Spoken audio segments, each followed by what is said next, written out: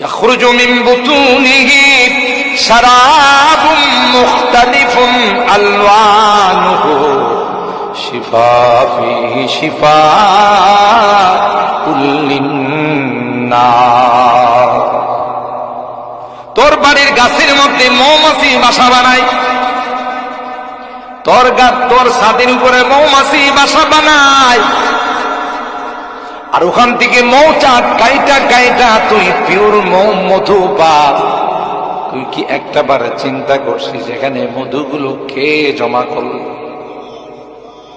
সূরাতুন নাহলের মধ্যে আল্লাহ কয়, একটা মৌমাছি যখন বাসার থেকে বের হয় মধু আহরণ করার জন্য, রস আহরণ করার জন্য, প্রতি ঘন্টায় তার গতিবেগ থাকে 600 মাইল।